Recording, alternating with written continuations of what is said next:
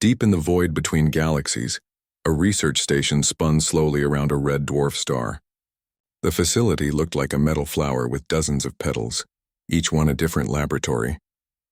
Inside the largest petal, Dr. Yelan checked her notes one final time. Her three eyes moved across the data pad while her assistant nervously cleaned his scales. "Are you certain about this experiment?" asked Bren, her young helper. His voice shook as he spoke. The council members were very clear about what they expect to see. Dr. Yelan's tentacles curled in what her species called a thoughtful gesture. She had spent 40 years studying the most dangerous creatures in known space. Her work had saved countless lives by helping understand predator behavior. But this experiment was different. This time, the council wanted her to study something even more mysterious than the deadliest beasts. They wanted her to study humans. "The data is incomplete," she told Bren. "We know humans expand their territory faster than any other species. We know they survive in places that kill others, but we do not understand why they are so persistent." Through the thick glass wall, she could see the test chamber. It was a large room with metal walls and a sandy floor. 3 creatures paced back and forth inside, their massive forms casting long shadows. Each one was 12 feet tall with dark red scales that gleamed like armor. Their eyes glowed like hot coals and steam rose from their nostrils with each breath. Draconis Rex, the most feared predators in the galaxy. These 3 had been captured from the lava world of Pyrrhus IV, where they ruled as apex hunters. Nothing lived on that planet except them and their prey. Every attempt to study them had ended in death. The creatures killed everything that moved, fought each other constantly, and showed no sign of intelligence beyond pure rage. "Subject approaching the chamber," announced a voice from the speakers. 2 security guards walked down the hallway. Between them shuffled a human male in a simple gray jumpsuit. His hands were bound behind his back, but he did not struggle. His dark hair was messy, and a small cut on his forehead had dried with blood. He looked tired but not afraid. This was David Carter, age 34, cargo pilot from the human colony of New Terra. His ship had been stopped during a routine inspection 3 days ago. When security found him carrying supplies to a restricted system, they arrested him as a smuggler. The council decided he would be perfect for their experiment. "Remove the restraints," Dr. Yelan ordered through the communication system. The guards looked at each other with worry.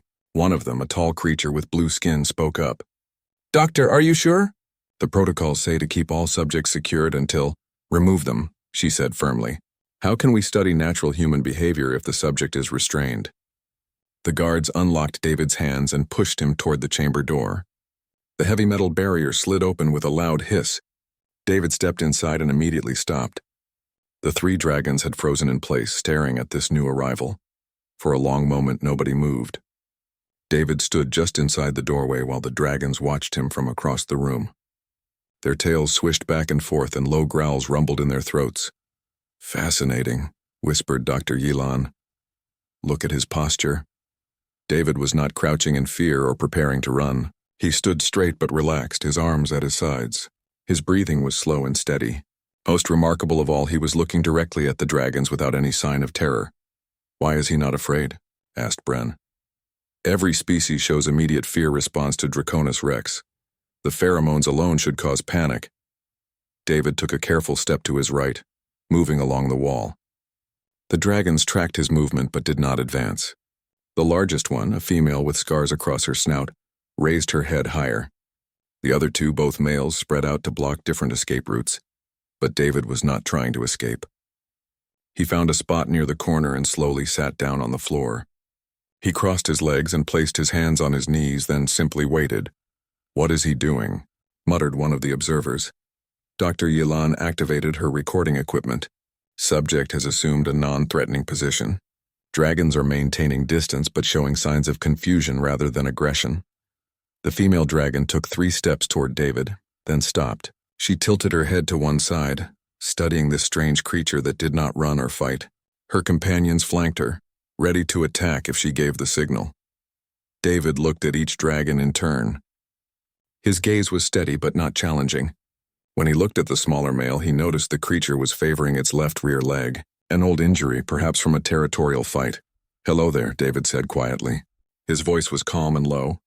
I know you cannot understand me, but I thought I should introduce myself.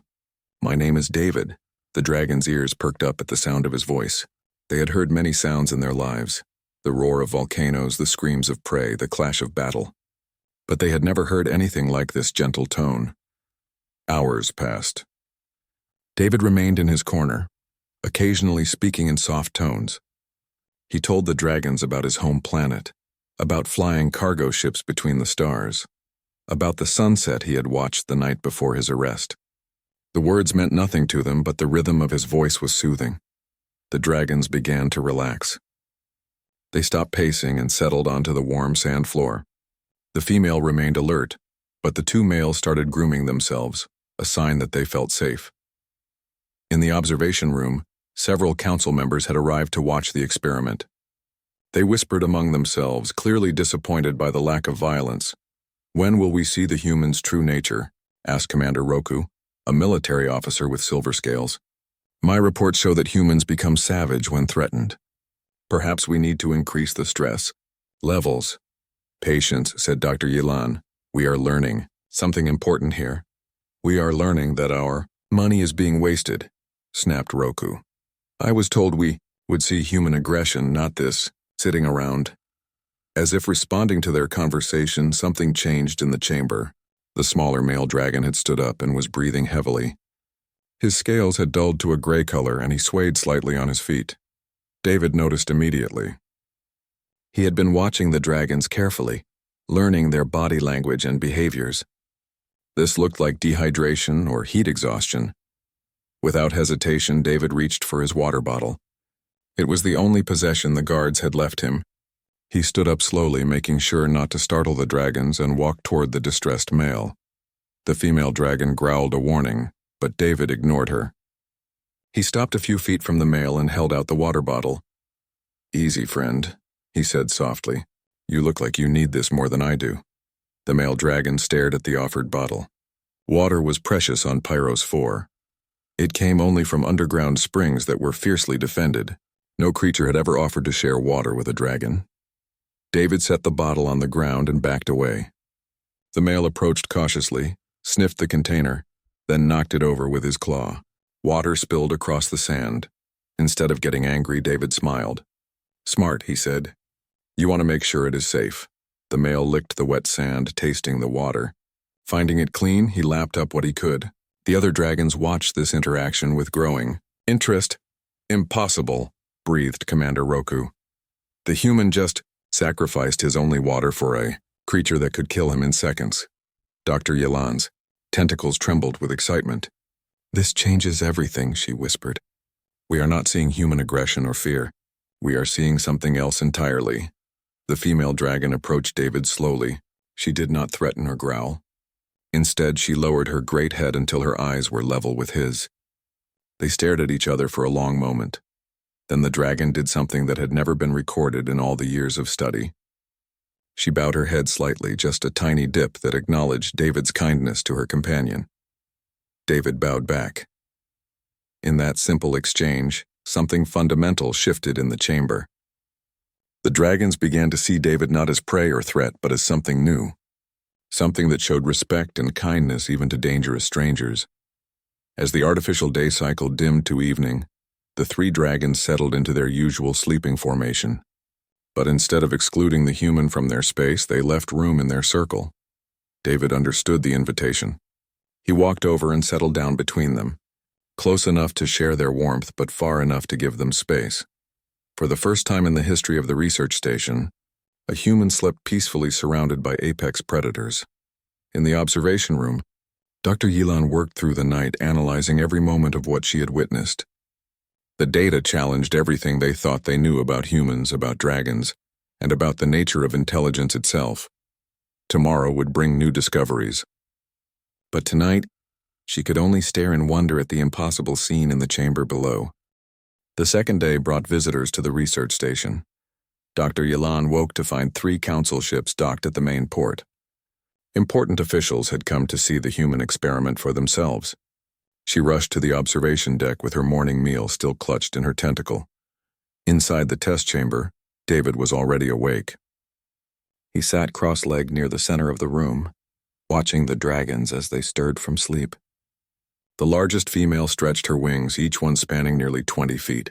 The injured male rolled over and began licking his wounded leg. The youngest dragon, barely adult size, playfully nipped at his companion's tail.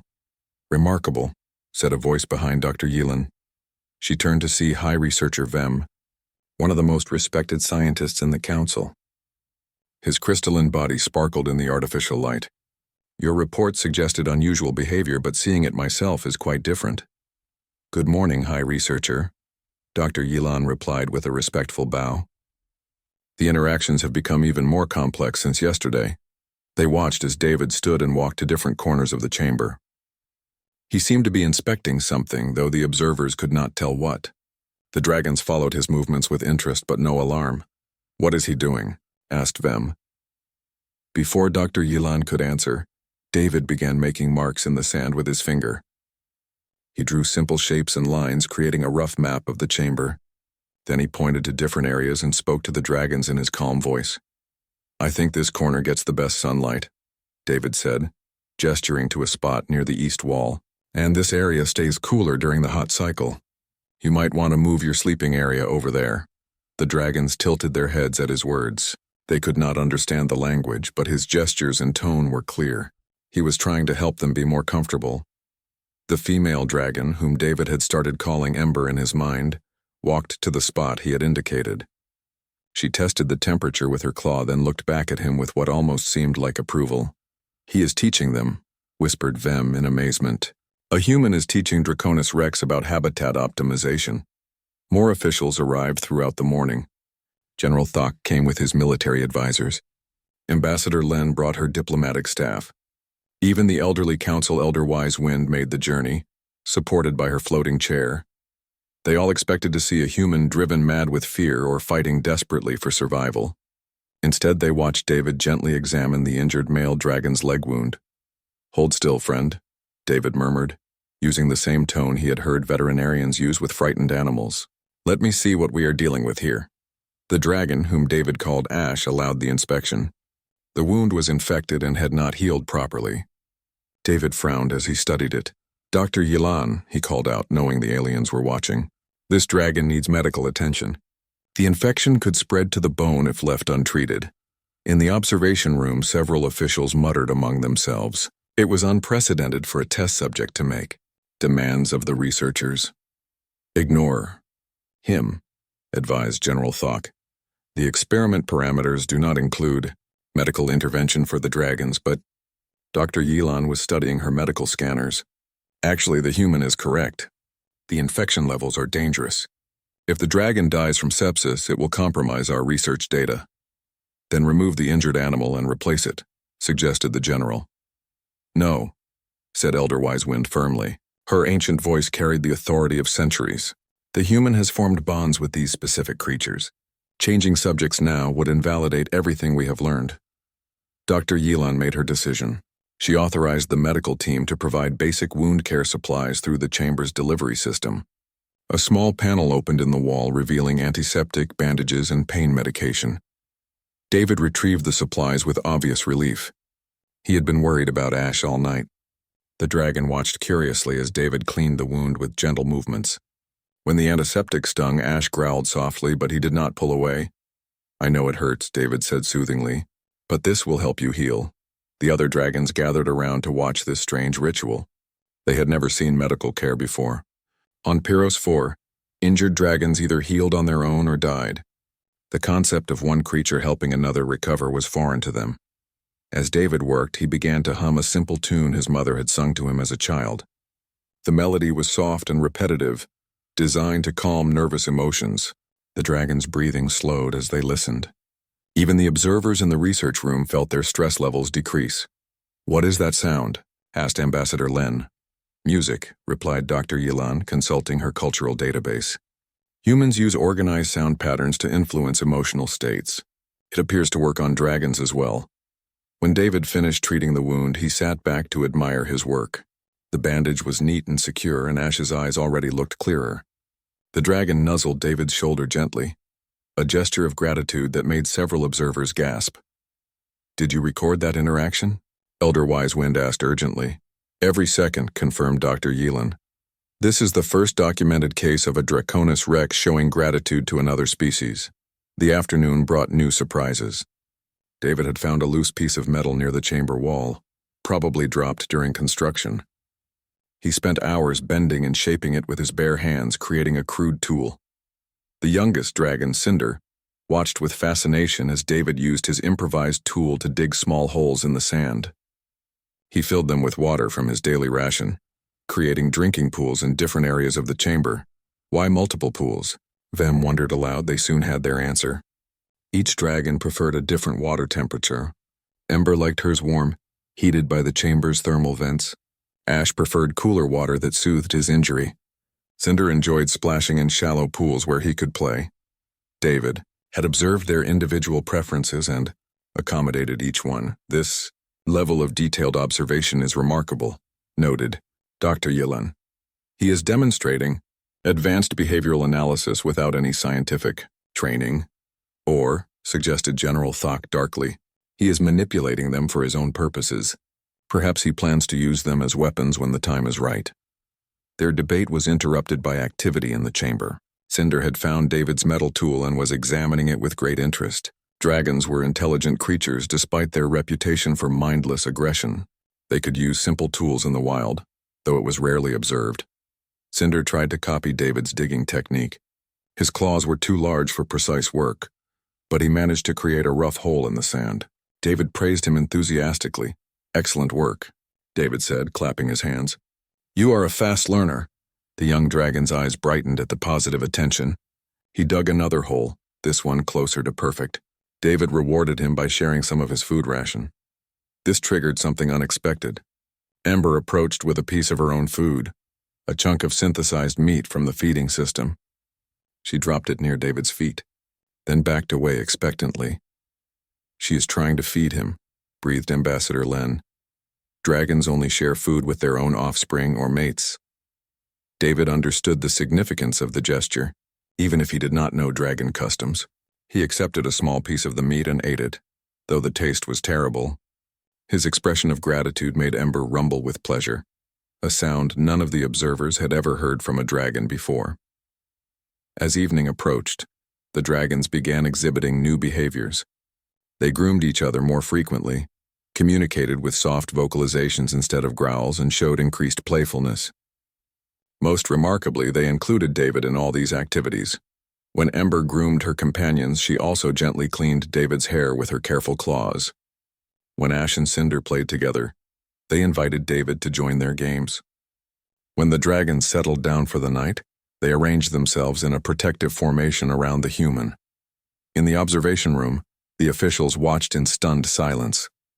The transformation was undeniable. 3 of the most dangerous predators in the galaxy had become a family unit with a human at its center.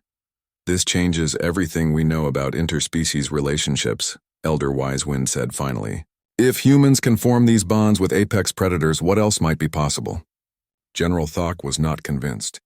It is an anomaly, he insisted. 1 human with 3 dragons proves nothing about their species as a whole. Perhaps, replied Dr. Yelan, but it proves something about the nature of intelligence itself. These dragons are not mindless killers. They are sophisticated beings capable of gratitude, cooperation, and even love. As the night cycle began, David told the dragons a story about his childhood on New Terra. He described the forests where he played as a boy, the rivers where he learned to swim, and the mountains where he first dreamed of flying among the stars. The dragons could not understand his words, but they listened intently to his voice. In their own world, they had no concept of storytelling. Stories were memory and culture passed down through generations. David was sharing the most precious thing humans possessed, their experiences and dreams. When he finished, something magical happened. Ember began to vocalize in response. Her sounds were not the typical dragon roars or growls. They were melodic and complex, rising and falling in patterns that suggested meaning. Is she singing? Asked Vem in wonder. I believe, said Dr. Yelan slowly. She is telling a story of her own. Ash and Cinder joined in, their voices harmonizing with their leader. They sang of their home world, of hunting through lava fields, of the pride and freedom of dragon life. David listened with the same respectful attention they had shown him. In that moment, two ancient species discovered they shared something fundamental: the need to communicate, to connect, to be understood by others. The observers recorded every second of this unprecedented cultural exchange. They were witnessing the birth of something entirely new, a friendship that crossed the vast gulf between predator and prey, between human and dragon, between two forms of intelligence that should never have found common ground.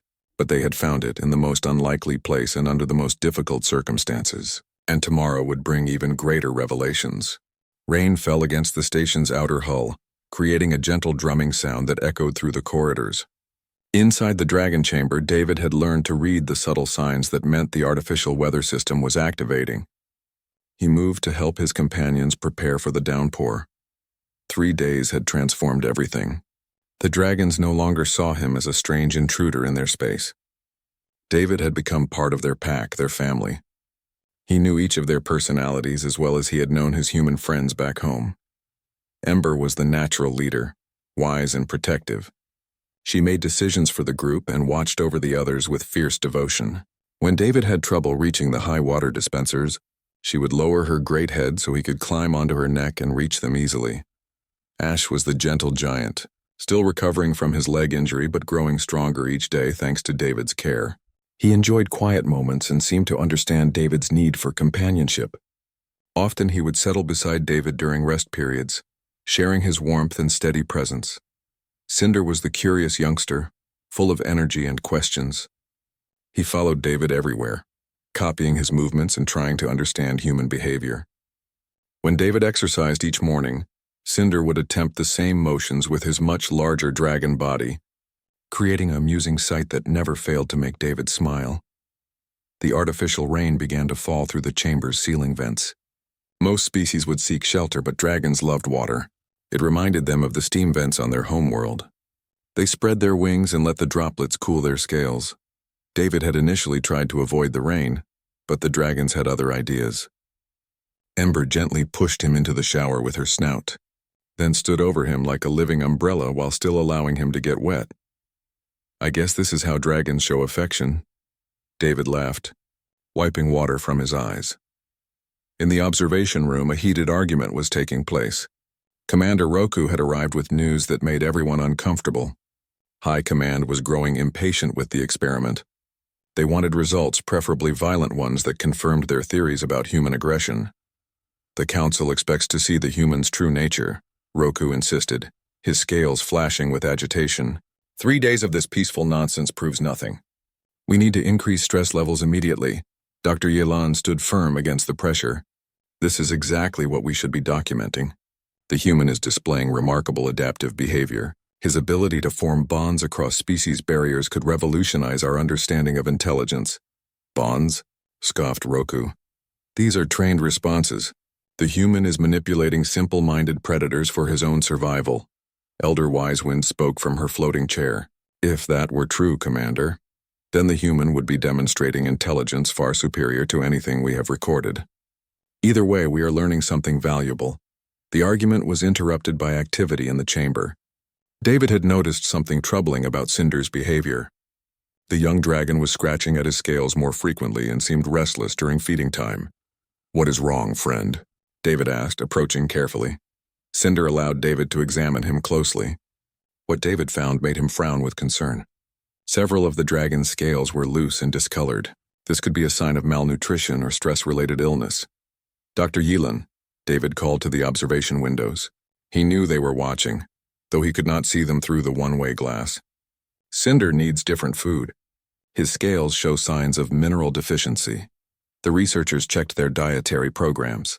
The dragons were being fed standard high-protein rations designed for large predators. But David was right. The artificial food lacked trace minerals that dragons needed for healthy scale growth. "How could a human know dragon nutrition requirements?" wondered Ambassador Len. "He watches them constantly," replied Dr. Yelan, reviewing her recordings. "He has observed their feeding behavior, their physical responses, their energy levels. He is conducting his own biological study. They authorized a change in diet, adding mineral supplements to Cinder's food. Within hours, the young dragon showed improvement. His scratching decreased and his natural energy returned. He nuzzled David's hand gratefully, then bounded around the chamber in a display of dragon joy. Ember and Ash watched this interaction with something that looked remarkably like approval. Their human had helped their youngest family member feel better. In dragon culture, this was a profound act of pack loyalty. The afternoon brought visitors David could not see but definitely felt. The dragons became agitated, pacing near the walls and growling at the observation windows. Their protective instincts told them strangers were nearby, possibly threatening their adopted human. "Easy," David soothed, placing his hands on Ember's flank. "They are just watching. They cannot hurt us in here," but the dragons remained alert. They positioned themselves around David in a defensive formation, ready to fight anyone who tried to harm him. In the observation area, General Thok studied this development with interest. "Finally, we see some aggression. Perhaps we can use this protectiveness to trigger the violence we need to observe." "You will do no such thing," Elder Wisewind said firmly. "This experiment will continue without outside interference." The tension in the chamber gradually decreased as the dragons realized no immediate threat existed. But they remained closer to David than usual, their bond with him strengthened by their shared protective instincts. That evening, David made a discovery that would change everything. While helping Ash with his physical therapy exercises, he noticed the dragon responding to specific hand gestures. It was not random. Ash was learning to associate human signals with dragon concepts. David began experimenting with simple communication. He pointed to water and made a drinking gesture. Ash understood and brought him to the water pools. David pointed to food and rubbed his stomach. Ash led him to the feeding area. "We are developing a language," David realized with excitement. The implications were staggering. Dragons had their own complex communication system based on body language, vocalizations, and scent markers. But they were also capable of learning human gestures and incorporating them into their behavior. Within hours, all three dragons were participating in this new form of communication. They created signals of their own, teaching David what different tail positions meant, how wing angles conveyed emotions, and what various sounds indicated. When Ember wanted David to climb onto her back, she would lower her head and pat the ground with her tail. When Cinder wanted to play, he would bounce from foot to foot and chirp excitedly. When Ash was in pain from his healing leg, he would touch David's hand with his nose and look toward the medical supplies. "This is unprecedented," breathed Dr. Yilan. "They are creating a hybrid communication system that combines human and dragon elements." The research team worked frantically to document every gesture, every sound, every interaction. They were recording the birth of something that had never existed before, a truly interspecies language. But not everyone was pleased with these developments. Commander Roku grew more agitated as the days passed without violence. He began making plans to force the confrontation that High Command demanded. Late that night, as David and the dragons settled into their usual sleeping arrangement, Ash began exhibiting new behavior. He had been practicing the communication signals David taught him, but now he was trying something different. The large dragon carefully moved his claws through the sand, creating marks and patterns. At first they looked random, but as Ash continued working, David realized what he was seeing. "You are drawing," David whispered in amazement. Ash had created a crude but recognizable image of their chamber, with 4 figures representing himself, his companions, and David. It was simple artwork, but it was definitely art, the first known example of creative expression by a dragon. Ember and Cinder gathered around to examine Ash's creation. They seemed to understand its significance. Cinder tried making his own marks in the sand while Ember watched approvingly. "They have an aesthetic sense," Dr. Yilan recorded in her notes. "Dragons are not just intelligent predators. They are capable of abstract thought, creative expression, and artistic communication." David knelt beside Ash's sand drawing and carefully added his own contribution, a simple human figure holding hands with 3 dragon shapes. The meaning was clear: family, friendship, unity across species boundaries. The dragons studied David's addition intently. Then, one by one, they each added their own marks to the collaborative artwork. Ember drew small symbols that might have represented their home world. Cinder added playful swirls and curves, Ash created careful geometric patterns that spoke of order and harmony. When they finished, they all sat back to admire their work. In the sand before them was something that had never existed, a piece of art created jointly by humans and dragons, expressing concepts of friendship and family that transcended species. The observers in the research room watched in awed silence. They were witnessing history being made, not through violence or conquest, but through understanding and cooperation. "This changes everything," Elder Wise Wind said softly. "If dragons are capable of abstract art, of collaborative creation, of emotional expression through visual media, then they are no..." Warning lights flashed throughout the research station as 5 massive warships emerged from hyperspace. Their dark hulls bristled with weapons, and their approach patterns showed hostile intent. Dr. Yilan felt her blood turn cold as she recognized the markings of the hegemony fleet. "Why are they here?" asked Bren, his young voice trembling with fear. Dr. Yilan checked her communications panel. An official message waited for her, marked with the highest priority codes. As she read it, her tentacles curled with distress. "High Inquisitor Vorth is coming aboard," she announced to her research team. "He has orders to inspect our experiment immediately." Everyone in the observation room knew that name. Vorth was the most feared official in the Galactic Council, a being who believed that humans were a cancer that needed to be cut out of the galaxy. His arrival meant trouble for everyone involved in the dragon experiment. In the test chamber below, David sensed the tension in his dragon companions. They had learned to read the emotions of the creatures watching them from behind the glass walls. When the researchers felt fear, the dragons felt it too. "Something is wrong," David said softly, placing his hand on Ember's neck. "The Watchers are afraid." Ember rumbled deep in her throat, a sound that meant danger approaching. Ash moved to stand beside David, his healing legs strong enough now to support his protective stance. Cinder pressed close to David's other side, seeking comfort from their human friend. The chamber door opened with its usual hiss, but this time no guards or researchers entered. Instead, a floating platform carried a large metal container into the room. David heard mechanical sounds from inside the box, whirring motors and electrical humming. "Stand back," he warned his dragons. Though he did not understand what was happening, the container opened with a loud crack. Steam poured out, followed by a roar that shook the entire chamber. From within the box emerged another dragon. But this one was different from David's companions. This dragon was massive, even larger than Ember. Its scales were black as space, and its eyes glowed with artificial red light. Chemical tubes were attached to its neck, pumping unknown substances into its bloodstream. Its movements were jerky and unnatural, like a puppet controlled by invisible strings. "Blaze," David whispered, giving the creature a name even as he feared what it might do. The drugged dragon looked around the chamber with obvious confusion and rage.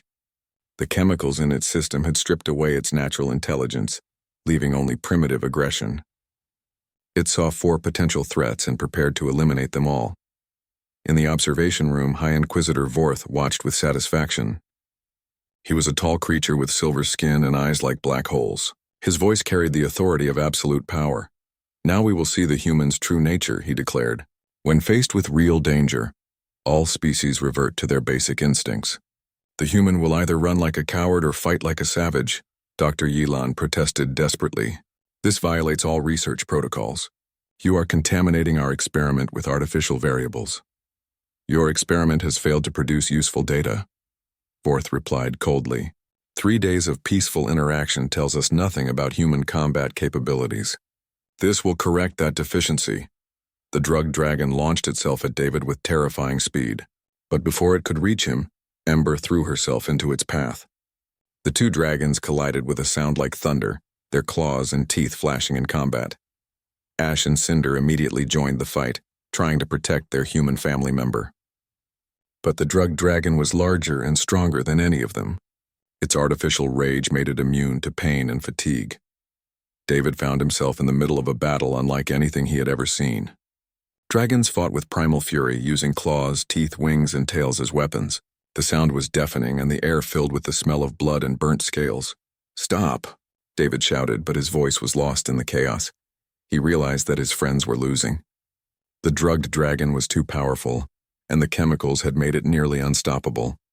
In minutes, all 3 of his companions would be dead unless he did something. David did not think about his own safety. He did not consider the logical choice of staying out of the fight. Instead, he did what humans had always done when their family was threatened. He threw himself into danger to protect those he loved. Using the communication signals he had learned, David positioned himself between the drugged dragon and his friends.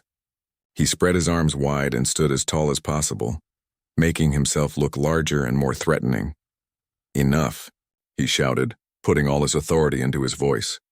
The drugged dragon paused, confused by this small creature that dared to challenge it.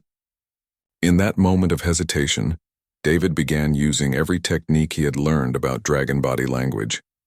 He lowered his head slightly to show respect, but kept his eyes steady to demonstrate strength. He positioned his arms like wings in a dominance display. Most importantly, he made the deep rumbling sound he had heard Ember use when establishing leadership.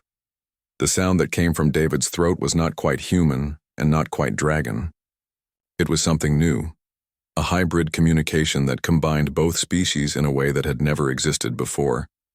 The drugged dragon's artificial rage faltered.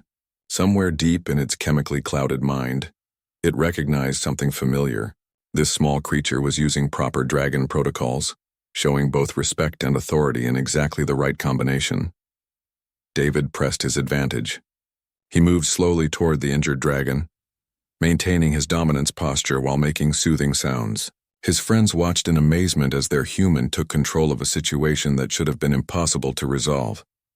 "You are hurt," David said gently, reaching toward the chemical tubes attached to the dragon's neck. "Let me help you," the drugged dragon allowed David to approach. Up close, David could see the pain and confusion in its eyes. The chemicals were burning its bloodstream, and the mechanical controls were causing constant agony. Working carefully, David began disconnecting the tubes and wires. Each one he removed brought more clarity to the dragon's eyes. As the artificial rage faded, natural intelligence returned. When the last tube was removed, the dragon collapsed from exhaustion. David knelt beside its head and spoke in the same gentle tone he used with his other friends. "Rest now," he said. "You are safe." The newly freed dragon looked at David with wonder. No creature had ever shown it such kindness. It had been created as a weapon, raised in isolation and used as a tool of violence. But this small being had freed it from that terrible existence. Ember, Ash, and Cinder approached carefully. They could smell the artificial chemicals on their new companion, but they also recognized David's acceptance of the creature. If their human trusted this dragon, then they would trust it too. In the observation room, High Inquisitor Vorth stared in furious disbelief. "Impossible," he snarled. "No species can communicate with drugged Draconis Rex. The human must have used some kind of technology." "There is no technology," Dr. Yelan replied, her voice filled with awe. "He did it through pure behavioral understanding. He somehow learned to speak dragon body language well enough to override artificial chemical conditioning." Elder Wisewind floated forward in her chair. "Inquisitor Vorth, you have just witnessed something that changes everything we know about intelligence and communication. This human has demonstrated abilities that surpass our most advanced xenobiological theories. But Vorth was not interested in scientific discoveries. He was interested in maintaining his view of the universe where humans were inferior beings who needed to be controlled or eliminated. The experiment ends now," he declared. "The human has contaminated our test subjects beyond usefulness. Terminate the dragons and prepare the human for interrogation." "You cannot do that," protested Dr. Yelan. "These creatures are showing unprecedented intelligence. They have created art, developed language, formed emotional bonds across species barriers. Destroying them would be like burning a library of unique knowledge." Vorth's black eyes showed no mercy. "I am not interested in dragon intelligence. I want to know how humans manipulate other species so effectively. This ability could be used as a weapon against the Council." Security forces began entering the research station. Their orders were clear: capture the human alive and eliminate everything else in the chamber. David sensed the approaching danger through his dragon's agitation. They could smell the armed soldiers, hear the charging of energy weapons, feel the hostile intent radiating from the observation room. "They are coming for us," David told his companions. "All of us." The 4 dragons arranged themselves around David in a protective formation. They were prepared to fight and die to defend their human friend. But David had a different idea. "No," he said firmly, "we are not going to fight. We are going to escape." Using the communication system he had developed with his friends, David outlined a desperate plan. The chamber had ventilation shafts large enough for dragons to fly through. If they could reach the maintenance levels, they might find a way to the docking bays. It was dangerous and probably impossible, but it was better than waiting to be captured or killed. As security forces reached the chamber door, David climbed onto Ember's back. Ash and Cinder took positions beside them while Blaze struggled to his feet despite his exhaustion. "Together," David said, and his dragon family spread their wings. The chamber erupted in chaos as 4 dragons and 1 human launched themselves toward freedom, leaving behind the observers, who could never understand what they had witnessed: the birth of something entirely new in the galaxy. Emergency. Alarms screamed through every corridor of the research station as 4 dragons burst from the ventilation system into the main laboratory complex. Sparks flew from damaged equipment, and automated systems struggled to contain what they classified as a containment breach of the highest danger level. David clung to Ember's neck as she navigated the narrow passages with desperate speed. Behind them, Ash carried the exhausted Blaze on his back while Cinder scouted ahead for threats. The dragons moved with purpose and coordination that spoke of their growing intelligence and family bond. "Security forces converging on level 7, announced the station's computer voice. "All personnel evacuate immediately." Dr. Yilan watched the escape attempt from her observation post with mixed emotions. Part of her was terrified that her life's work was being destroyed, but another part of her felt proud that her subjects had grown beyond the boundaries of any cage. "Stop them," ordered High Inquisitor Vorth, his silver skin glowing with anger. "Use any force necessary." "Sir," protested Commander Roku, "the dragons are heading toward the civilian sections. If we use heavy weapons, we could kill innocent researchers." "Acceptable losses," Vorth replied coldly. "The human must not escape. His abilities make him too dangerous to remain free." In the laboratory passages, David guided his dragon family through a maze of corridors and chambers. His human knowledge of technology, combined with their dragon senses to avoid the worst dangers. When motion sensors tried to track them, the dragons moved too quickly to be targeted. When security doors slammed shut, dragon claws tore through metal barriers. "This way," David called, pointing toward a service tunnel that led to the docking levels. "The ships are just ahead." But their path was blocked by a squad of armed guards in full combat armor. Energy weapons charged with deadly light as the soldiers prepared to fire. "Surrender immediately," their leader commanded through external speakers. "The dragons will be destroyed and the human will be taken for questioning." David felt his companions tense for battle. Their protective instincts demanded that they fight to defend their family. But David had learned something important during his time with them. Sometimes the greatest strength came from choosing not to fight. "Wait," he told the dragons using their shared communication signals. David slid down from Ember's back and walked toward the guards with his hands raised. His dragons watched anxiously but trusted his judgment enough to hold their attack. "I surrender," David said clearly. "But I want to speak with Dr. Yilan first. She deserves to hear what I have learned." The guard captain hesitated. His orders were to capture the human, not to negotiate with him. But something in David's calm confidence made him reconsider. "Dr. Yilan is not authorized for prisoner communication," the captain replied. "Then bring the authorization," David said firmly. "Because what I have to tell her will change everything the Council believes about intelligence, consciousness, and the nature of life itself." Meanwhile, in the observation room, Dr. Yilan was fighting her own battle. She faced a choice that would define not only her career but her conscience.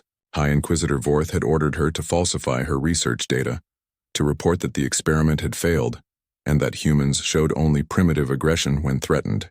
"You will write that the human used crude manipulation techniques to control simple-minded predators," Vorth commanded. "There will be no mention of advanced communication, artistic creation, or emotional bonding." "I cannot do that," Dr. Yilan replied, her tentacles trembling with determination. "The evidence is overwhelming. These dragons have demonstrated intelligence equal to any council species. The human has achieved something we thought impossible." "Then you will face charges of treason," Vorth threatened. "Supporting human superiority is a crime against council law." Elder Wisewind spoke from her floating chair. Inquisitor, suppressing scientific truth serves no one. This research could benefit all species in the galaxy. This research threatens the established order. Fourth snapped. If humans can turn our most dangerous predators into allies, what prevents them from turning council species against each other? The argument was interrupted by a communication from the security forces. The human had requested to speak with Dr. Yilan, and the guards were asking for instructions. Bring him here, Dr. Yilan decided quickly. If he has something important to say, we should hear it. Vorth protested, but Elder Wisewind supported the decision. Within minutes, David was escorted into the observation room, his hands bound with energy restraints. His dragon companions remained under heavy guard in the corridor outside. David looked around the room, seeing for the first time the aliens who had been watching him for days. Dr. Yilan was smaller than he had expected, with kind eyes and gentle movements. Elder Wisewind radiated ancient wisdom despite her frail appearance. High Inquisitor Vorth emanated cold hostility that made David's skin crawl. You wanted to speak with me, Dr. Yilan said. What do you wish to say? David chose his words carefully. He knew this might be his only chance to change minds and save lives. Dr. Yilan, you have spent your career studying dangerous predators. You understand them better than anyone. Tell me, in all your research, have you ever seen dragons create art? Never, she admitted. Until now. Have you seen them develop language with other species? No, that was unprecedented. Have you seen them show mercy to wounded enemies or adopt strangers into their family groups? Not once in 40 years of study. David nodded. Then you understand what happened in that chamber. Those dragons did not just learn tricks or follow instincts. They evolved. In 3 days, they made intellectual and emotional leaps that should have taken generations. High Inquisitor Vorth stepped forward. What is your point, human? My point is that intelligence is not fixed, David replied. Every species has hidden potential that emerges under the right conditions. Dragons became artists and philosophers because someone treated them with respect and dignity. They became family because someone showed them love. Impossible, Vorth scoffed. Dragons are predators. Humans are manipulators. You use psychological techniques to control them. David smiled sadly. Sir, I'm a cargo pilot. I barely finished basic education. I know nothing about psychology or animal training. I just treated them like friends because that seemed like the right thing to do. The simple honesty of his statement struck everyone in the room. This was not a trained diplomat or scientist. This was an ordinary human who had achieved extraordinary results through basic decency. That is exactly what makes humans so dangerous, Vorth declared. You spread your influence without even understanding what you are doing. You corrupt other species simply by existing among them. Or, suggested Elder Wisewind quietly, humans help other species reach their full potential by treating them as equals rather than subjects. The debate was interrupted by an explosion somewhere in the station. Alarms blared as the facility shook under impact. Through the observation windows, they could see hegemony warships firing at something in space. What is happening? Demanded Dr. Yilan. A communications officer rushed into the room. Multiple ships are approaching the station, he reported breathlessly. Human vessels, dragon transports, and several species we do not recognize. They are demanding the release of the experimental subjects. David's heart raced. Somehow, word of the experiment had reached the outside galaxy. Someone had come to help him and his dragon friends. Impossible, snarled Vorth. How could they know about classified research? The answer came from an unexpected source. Bren, Dr. Yilan's young assistant, stepped forward with obvious fear but determined courage. I sent the research data to the Galactic University network, he admitted. The footage of interspecies communication was too important to keep secret. Scientists across the galaxy have been analyzing the recordings. Vorth's rage was terrible to behold. You have committed treason against the Council. I have shared knowledge that belongs to everyone, Bren replied firmly.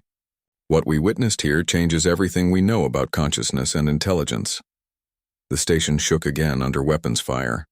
The rescue fleet was fighting the hegemony ships while trying to reach the docking bays. David knew that lives were being lost because of him, because of what he and his dragon friends represented. Stop the fighting, David pleaded. I will go with you willingly if you spare the dragons and let the rescue ships leave safely. No, Dr. Yilan said suddenly. The fighting stops because we are leaving with you. Everyone stared at her in shock.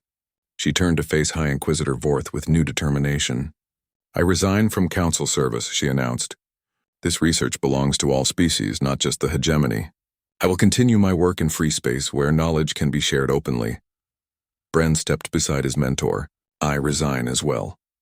One by one, other researchers in the room made the same choice. They had seen something miraculous, and they refused to let it be buried by political fear. Elder Wisewind watched these events where,